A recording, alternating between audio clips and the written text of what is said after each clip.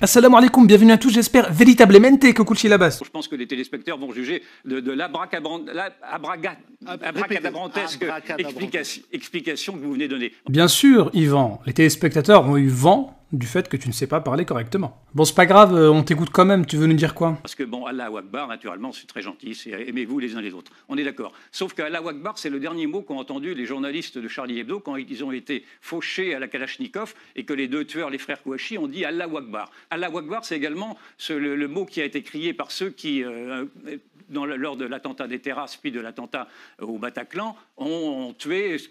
Je crois que c'est 130 personnes ce cri sympathique et très gentil de Allahu Akbar également. Il faudrait peut-être qu'arrêter de se foutre de la gueule du monde quand vous nous dites que Allahu Akbar c'est un signe de paix et de tolérance. Mais Yvan, c'est pas comme ça. Regarde, tu as quel âge là? Tu mens encore? Alors bien sûr qu'il y a des terroristes qui prononcent incorrectement ces paroles-là. Et d'ailleurs on condamne ce qu'ils font. Mais ça ne veut pas dire que les autres musulmans ne peuvent plus dire Allahu Akbar et que dès qu'on dit Allahu Akbar c'est la panique. Non, il faut savoir que le musulman quand il prie, chaque jour, il va prononcer presque 100 fois Allahu Akbar. Et d'ailleurs, c'est Allahu Akbar qu'on dit pendant les fêtes religieuses. Afin que vous proclamiez la grandeur d'Allah pour vous avoir guidé. Autrement dit, les musulmans, lors de la fête de Al-Eid, eh bien, ils disent Allahu Akbar plusieurs fois. Pourquoi? Non pas pour commettre des actes de violence, mais tout simplement pour remercier Allah Azza wa Jal de les avoir guidés. Bon, maintenant imaginez, Yvan, il passe à côté d'une mosquée le jour de l'Eid où tous les musulmans disent Allahu Akbar. Mais il va tout de suite appeler le commissariat. Attention, j'ai entendu 36 000 musulmans, ils ont dit Allahu Akbar, ça va péter. Il faudrait peut-être qu'arrêter de se foutre de la gueule du monde. Bah oui, Yvan, reste avec nous là. Donc lorsque les musulmans disent Allahu Akbar, eh bien ils reconnaissent que leur Seigneur Allah Azza wa Jal, qui a tout créé, il est au-dessus de tout.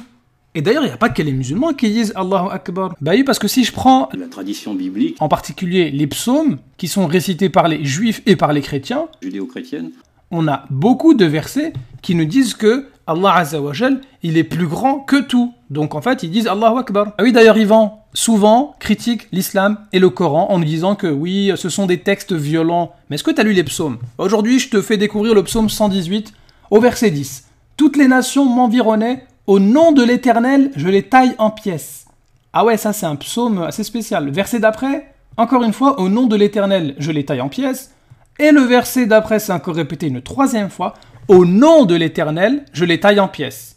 Donc finalement, tu voulais trouver un Allahu Akbar qui correspondait à l'image que tu donnes. Bah en fait, c'est le psaume 118.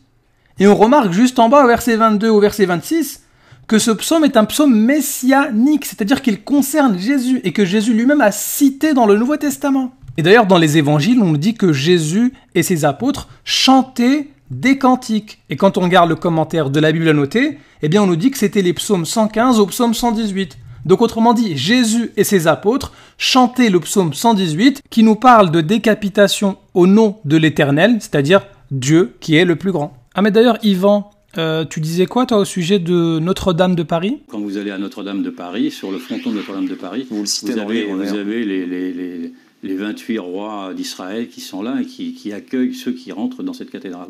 Et donc je maintiens qu'il y a une communauté de destin à ressouder entre nos deux cultures.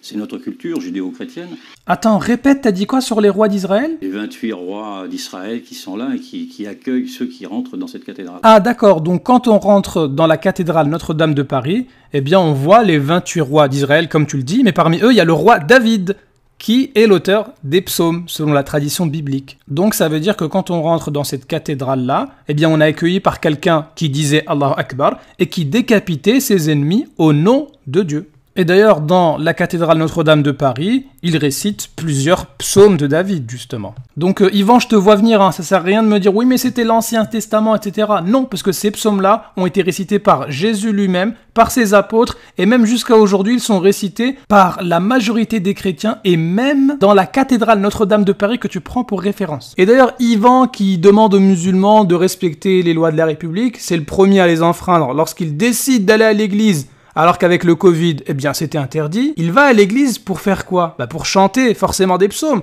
Donc ça se trouve, Yvan, ça se trouve, sans t'en rendre compte, t'as dit Allahu Akbar, et même ça se trouve, sans t'en rendre compte, t'as dû réciter le psaume 118, qui parle de décapitation. Donc Yvan, écoute s'il te plaît, avant d'essayer de condamner le Coran, etc., regarde le contexte. Parce que si moi je fais comme toi, eh bien je vais regarder le psaume 118 et puis je m'en fous du contexte. Il y a écrit toutes les nations, c'est-à-dire toute la terre, tout le monde doit être décapité. Voilà. Et encore là, je t'ai donné que le psaume 118. Hein. Il y a encore d'autres psaumes, ils sont vraiment, je peux pas dire plus.